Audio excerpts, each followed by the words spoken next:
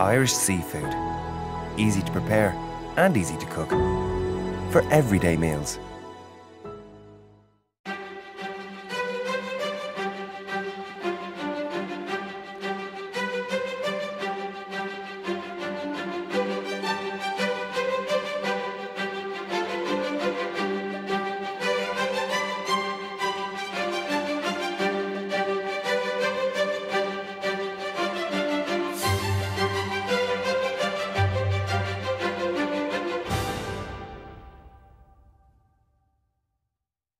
Today on my seafood trails, I'm in County Mayo, and I'm starting in the beautiful and dramatic Clew Bay, where the pristine waters provide the perfect environment in which to grow mussels. Michael Malloy has been farming mussels here for 35 years, and he's bringing me out to one of his mussel farms to explain how it's done.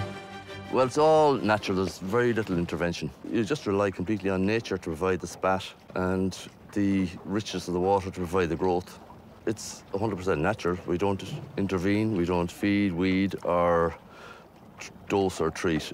We're relying completely on the water to do the work for us. The mussels produce a byssus thread, which is they can squirt a little bit of glue onto a surface and then attach a bit of thread to it and bind themselves to any surface you choose, rock or plastic or rope or anything. And in rougher locations, that thread is stronger. They make it as strong as necessary to hold on. They're amazing animals. How long does it take them to grow? Well, it depends on, it takes about 2 years from the time they're actually settled, which is the word that we use for when they go from larvae. They swim in the water for about 3 weeks, then they look for something to settle on. We call that the settlement. We get that in May normally, and 2 years we should have a good marketable mussel. So this is what's happened, and they've settled here, is that what's happened? They've settled here, but in the growing period, we do have to manage the density of them on the rope. If we leave them with the same density that they settled on, they'd fall off, because we get tens of thousands per metre. And so if you let 10,000 mussels in 1 metre, that's not sustainable, they'll fall off. We've got 2 different types of rope here. The grow rope is from, it's manufactured in New Zealand, reusable. Some of that is 15 years old. The actual head rope, which performs the structure of the long line.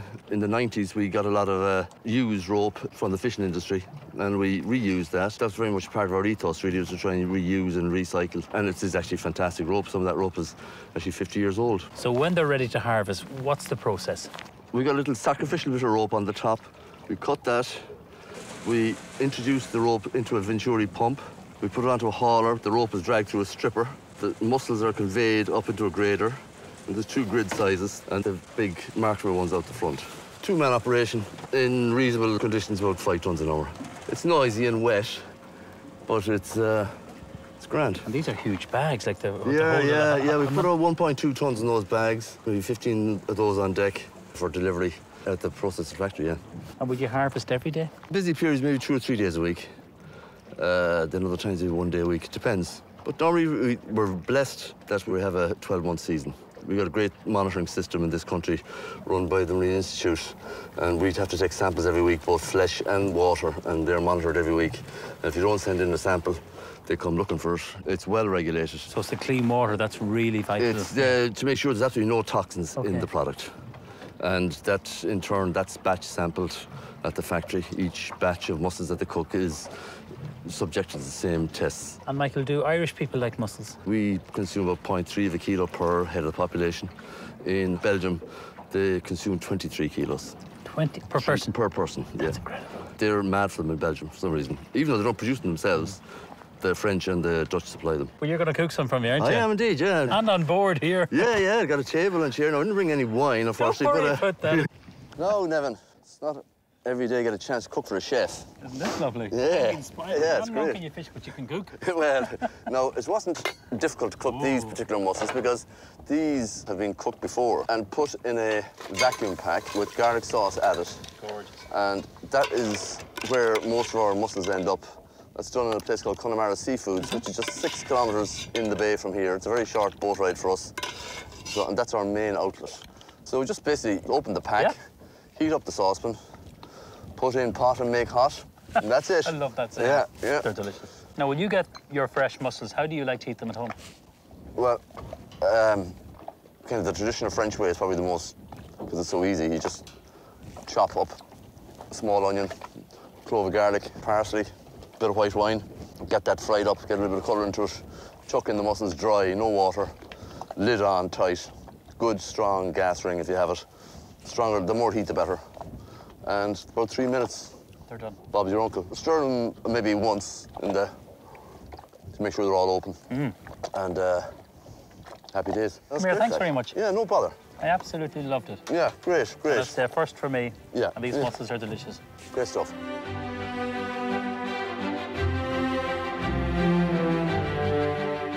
Knockranny House Hotel in Westport has a long-established reputation for good food. Head chef Seamus Commons presides over the award-winning La Fougère restaurant, and he's invited me into his kitchen to cook a white fish which has become very popular again. Seamus, good morning. It's great to be here in your kitchen. Thank you. Always love coming here. What dish are you going to make for me today? Haddock with bonbons. We're going to do a crab and smoked haddock bonbons to keep the haddock theme going through, and like a chowder-based sauce. So this is your fresh haddock here? Yes. Fillet knife must be flexible anyway. That's the start off. And just go in behind the gills and do a little cut Just in here. at the back of the head. Yeah, and down. Excellent. So it's already gutted. So you get it It's in. already gutted, yeah. So we're starting like that there, right? And then there's a guide. I don't know. You can see like the line of the fish. That's so there's a fine. natural guideline. So the first one is the most important one to get in there. And decent sharp knife. You can see the spine is there. Don't be afraid to put a bit of pressure on the knife. So let that do the work. Here you go. So you can see the... Gorgeous. Yeah. Bring it over the other side. And we said the same process. So reversing. The big thing about this is all using every part of the fish. The bones, chop them down for our chowder base. And this, all this stuff to tidy up, right? Like there's a knife underneath here, under the belly. This can go into the stock and all. There's lots of flavour but it's there. had that flavour, like you're not losing right. anything of it. So you basically go down the line and you'll find thin bones out and just do kind of rough scan. Same thing with the knife again. Rub the knife around the line and you'll feel them tipping off the knife. There's little bits of scales too. If you rub the knife down along the length of the fish, you remove any kind of scales. And that is the bones removed. That's it done. Next process, we're just going to actually skin the fish. This is just for, I suppose, presentation side of things. It just looks neater. Just for rolling it, it's usually head to tail. The head of the fish, the tail of the fish. So you've got the thicknesses, so you got an even barrel in that, right? And then skin to skin, always. But the big thing about this is not to be afraid to pull the clean from. You feel it's going to tear. It forms a natural structure and stuff like that, right? It looks, to me, it's a lot cleaner. The best thing for that, leave it rest overnight in your fridge. And it'll firm up that a little bit more. Yeah. But if you want to go a step further, put a little bit of salt onto it. So it'll draw the moisture out of it again, so it'll firm up even more. Brilliant. But, in no sense. This is the one we made already from last night onwards. It was sitting in the fridge yesterday, so when you draw the knife, draw it away from the fish, so you don't cut it. For seasoning-wise, we've got lovage powder, very, very strong. The garden, we've a nice bit of our own gardens out the back. Do you make that here, or do you dry? Yeah, good as a dryer for 2 days, and that's dillisk. So basically, what we're going to do is likely, it's only a tiny bit on it, you know? Yeah, it's strong, isn't it? Yeah, it's not a dimension to the fish itself. And then our dillisk, just a little bit on that. We just roll it a little bit. See the little specks starting to form on it? Lovely. This is just dill, same thing again. It's adding flavour to the whole thing. So we're going, but the flavour's sitting on the outside. So you're not killing the flavour of the fish. So it's just adding a taste to it more than anything else. A little bit of salt, that's what we do, because in fact, the seaweed again, when we're pan-searing it, it goes on to a little tray. So you're taking any moisture away. Yeah, yeah. So no splashback, and then there's no layer of moisture between the oil and the fish. So good hot pan, Seamus, yeah? Good like a smoking temperature. What we'll do is then put it on and turn it down. And like, we know each other a long time from when you were in Necravan in Dublin. You're here, what, 10, 11 years? Yeah, it's coming up in 11 years now, yeah. Talking up the mileage. Fair play to you. No. So you got a lovely bit of colour there. Yes, golden brown. We normally give that size pieces 6 minutes in the oven, 175, 180. So that's ready to go in? Yeah. From our bones, we made fish stock. We strain our stock after 25 minutes and then reduce it by half. Literally the cream, just for colouring wise. Just regular whipping cream, is it? Yeah, we have celeriac or carrot, whole fennel, and then cauliflower, broccoli, and leeks. So that just goes in. And then we're going to add in our little bit of potato. Mashed potato? Yeah, so it's kind of self-thickening. So we're going to let this take away in a low heat. You kind of have 3 dishes in one here. You have the fish, the chowder, and then your bonbons. A lot of technique here now. This is the bonbon side of the element. All right. We have our natural smoked haddock, and then our crab, a bit of leek, dill, and there's a little bit of onion stuff into it. That goes on top of the fish, and it's roasted in the oven for about 10 minutes, and then taken out, blast chilled down, and we pick all the meat off it, then mix it through the crab, and then we get our potato, which we mix through, and then we end up with this product here. Delicious. Roll it. We'll probably give 3 per portion. Okay. You could make these bigger if anyone wants to try them, you know, for As a fish cake. Yeah. I better get the fish now. Yeah. So just in the flour and then in the egg, and then the breadcrumbs. Here's our fish. Colour-wise is good, yeah. Beautiful. Nice crispiness there. Yeah, that's what I'm saying, but the nice moisture inside. Dry breadcrumbs, a little bit of egg wash. Yeah. Yeah, there's the last one. How do you cook them now? Deep fry them. Lovely. It's the quickest way. Usually 180 and then until golden. And they won't take long because they're small. No, they're a couple of seconds. They look great, don't they? So kind of everything's starting to come together now. So it's a little seasoning when they come out of the fire, a little bit of salt. So we're going to start plating up. So there are fish and then little bonbons sit in each one. And then we'll throw one in there for good measure taste-wise. And this is our sauce. Tiny bit of dillisk. And we're going to drop in some dill. Fennel top, so doing the top's a little fennel, so the fennel goes into them, so it's handy. Mix the gelatin through, so it's kind of rehydrating everything. And then we go sauce-wise. It's loads of good little flavours. So colourful too. Can't wait to taste this, Seamus. I love the crust. On the haddock, it's really good. And that chowder's delicious. What a great dish. Love your food, Seamus. Thank you so much for having me here. Keep up the great work, my friend. Yeah, thank you.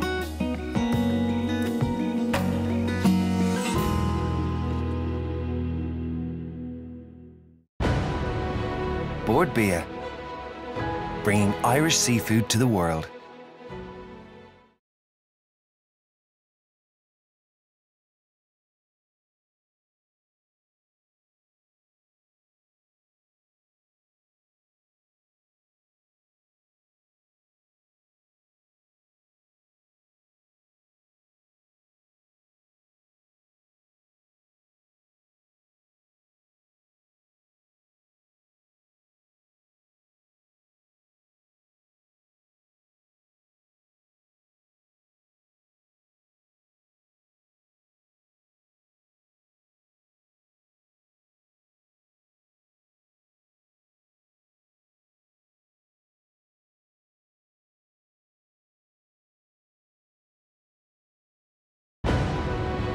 Bordbia, bringing Irish seafood to the world.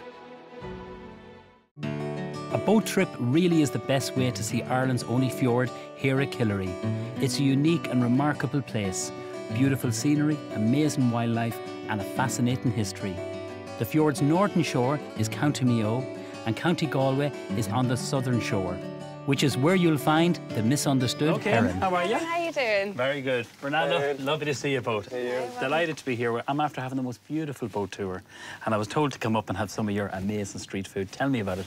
We do a range of food depending on what we feel like cooking in the morning or what produce we have available. One of our most popular items is our pasties. What they are is puff pastry rolled over, and then it has different fillings. So the filling changes on the day. The ones we have for you today are smoked coulis and parsley. Smoked fish is really nice. It just gives it like quite a strong flavour. Thank you so much, Ronaldo. So it's puff pastry? Yeah. So nice and crispy on the outside. Look at this. You have the fish with roux. The bechamel. Yeah, and then the fresh herbs, so...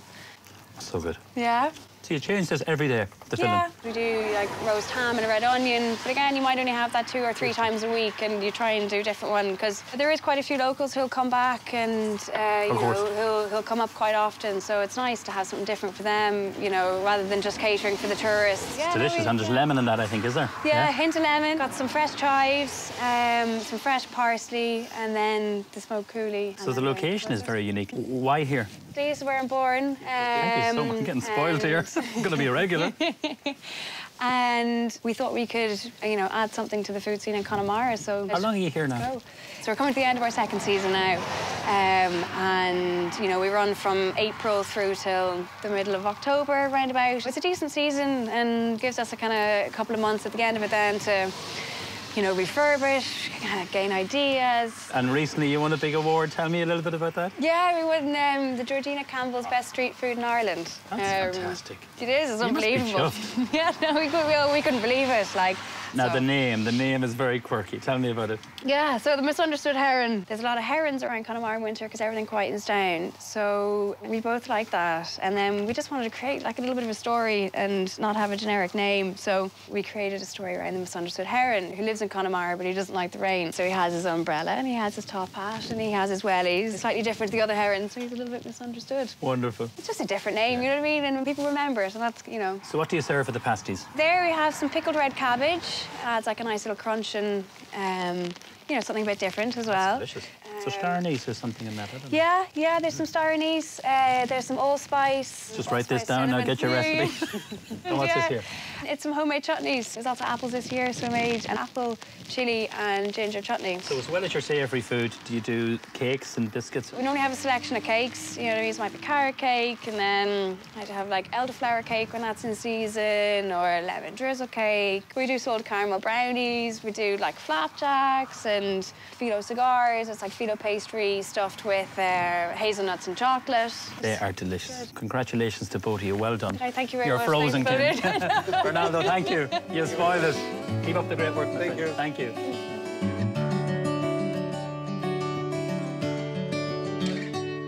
Salmon farming sometimes gets a bad press, so I wanted to learn more about it and see for myself how it's done.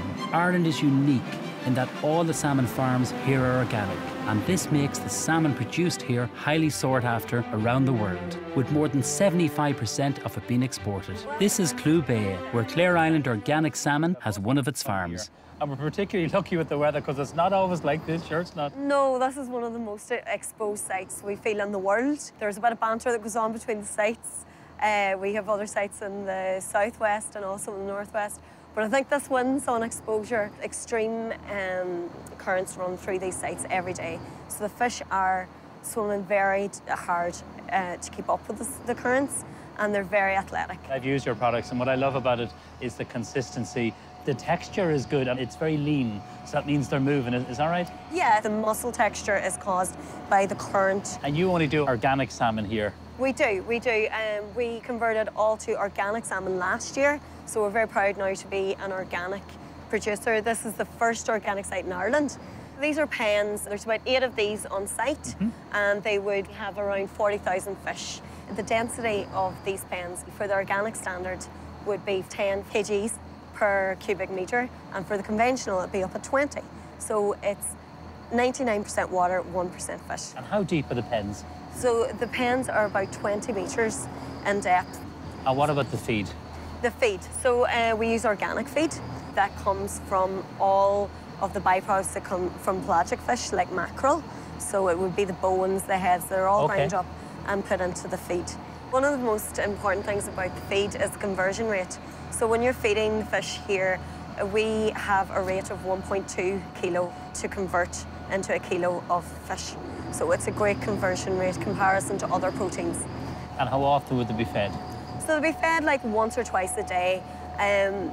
Sometimes if the weather is extremely difficult, we actually ask some of our employees who live on Clare Island to come out from the island to feed the fish because it's too difficult to get to the site from the mainland. How long does it take for a salmon to grow?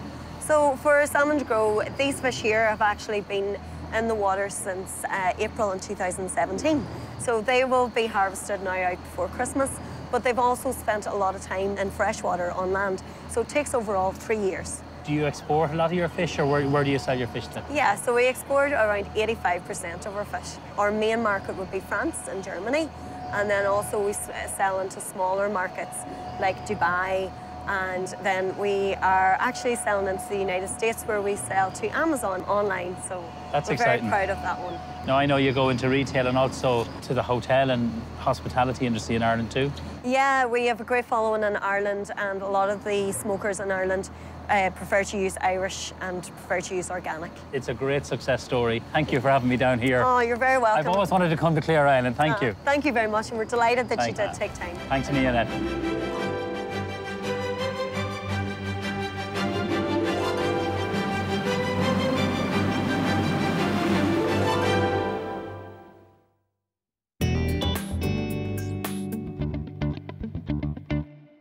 Salmon burgers make a lovely alternative to fish cakes, and I'm using the Clare Island organic salmon for this. It was really interesting being out in the boat and seeing how strong the currents were.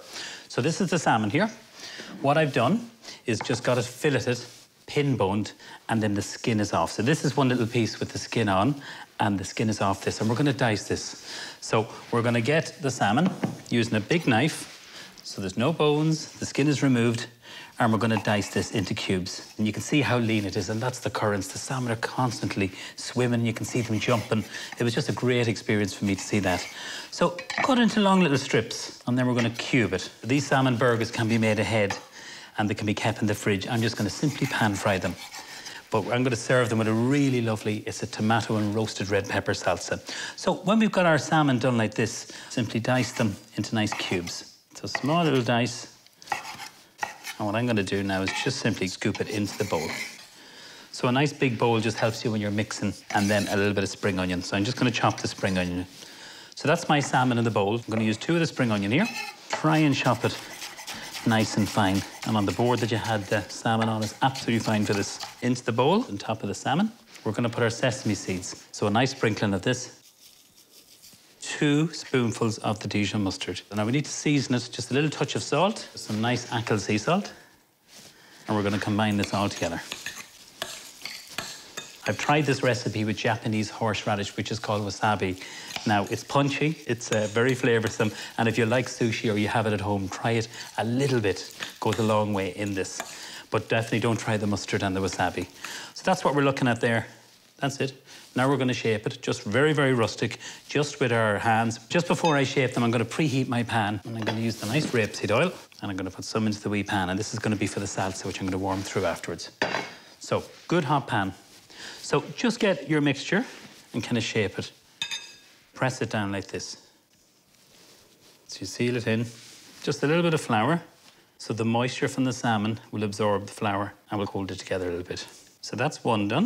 And I'm going to put that straight onto the pan. The pan should be nice and hot, just make sure it is. You can hear that little sizzle. We'll do another one. And it's really good to use oily fish for this. Just makes it a little bit easier. I think 2 of these is more than enough for a serving. And the difference in this with fish cakes, you'd have, the base would be mashed potato, you'd also have some salmon and other different kinds of fish. Very carefully place it down, watch the fingers, and now we're going to wash our hands. Turn down the pan. I definitely don't want to overcook. I'm going to put a little bit of butter in that. 2 wee pieces of butter there. Just let them nicely cook. Now I'm going to start the tomato and roasted red pepper salsa. I've got a couple of tomatoes, de-seeded, but I've left the skin on, and then a roasted red pepper. I love roasted red peppers. So we're just going to dice them, warm them through. So cut this one in half, and then we're going to dice this. Long little, not unlike actually the salmon. So there's great knife skills in this recipe. And that's why a good knife is crucial. So a little cube here. So this is pre-roasted, so there's no need to cook it too much. If you want to roast your own peppers in the oven, under the grill, you can do that, but they get a little bit soft, so they do, and a little bit mushy. So I'm just going to put it into the bowl. So the tomatoes, again, 3 little strips, nice cube of this. And you can make this recipe with cherry tomatoes when they're in season. The lovely little vine cherry tomatoes are gorgeous. So I've just used 1 small tomato and 1 small roasted red pepper. So we're going to put a little bit of sweet chili sauce, a little drizzle of that. I'm going to put in lemon zest. I love lemon zest or lime zest in this, works really well. So using the microplane onto the bowl, grate it, just like this.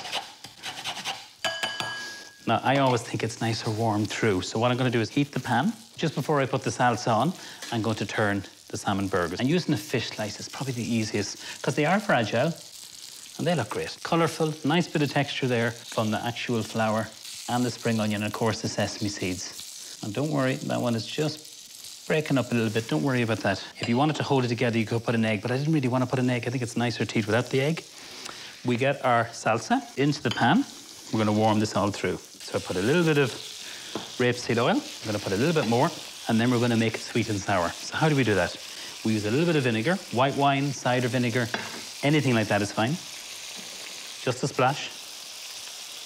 Pinch of sugar, so you have the sweet and sour. And then we need a little bit of salt. And then a touch of lemon juice. Just literally a squeeze, that's all I'm putting in here. And then we stir this through.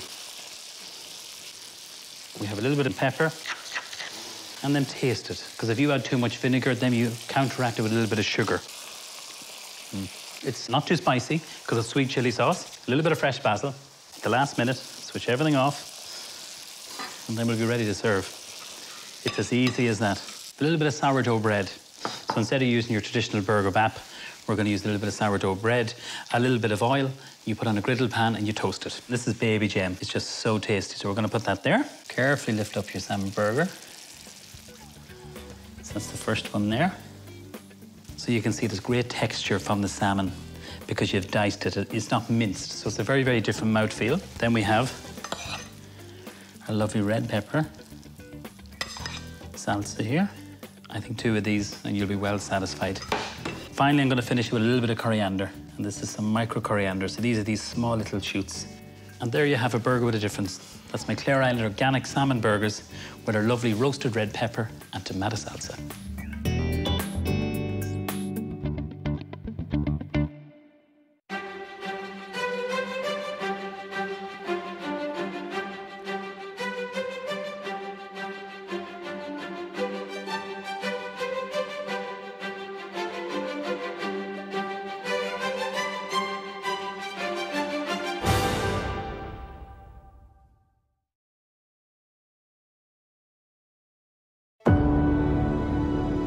Irish seafood.